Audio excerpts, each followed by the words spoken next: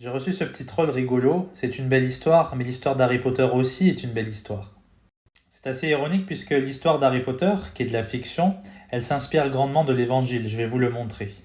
Voldemort, qui est Satan, eh bien, il savait qu'il y avait une prophétie concernant un enfant qui allait le mettre à mal. Vous connaissez pas une histoire similaire? Bien sûr, Jésus avec Satan. On savait très bien que la semence de la femme allait écraser la tête du serpent en Genèse chapitre 3. Donc Voldemort, il parvient à tuer les parents d'Harry Potter, mais pas l'enfant. Ça nous rappelle le massacre d'Hérode et la fuite de l'enfant en Égypte. Donc Harry il doit grandir jusqu'à l'âge de 17 ans avant que le sortilège de protection s'évanouisse pour permettre en fait à Voldemort de le tuer, car Harry c'est un Horcrux.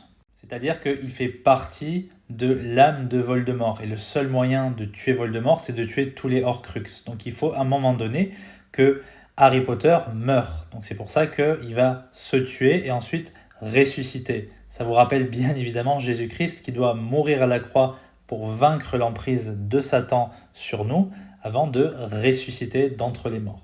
Et c'est quoi d'après Harry Potter le dernier ennemi à vaincre avant de tuer Voldemort? C'est le serpent. C'est intéressant puisque Satan il est ce serpent et donc la Bible dit que le dernier ennemi qui doit être vaincu c'est la mort. On voit bien que Harry Potter s'inspire de l'évangile. Sauf que Harry Potter ne vous sauvera pas, Jésus vous sauvera. La Bible dit crois au Seigneur Jésus et tu seras sauvé. Je vous invite à voir la vidéo sur YouTube en lien sur mon profil. Que Dieu vous bénisse.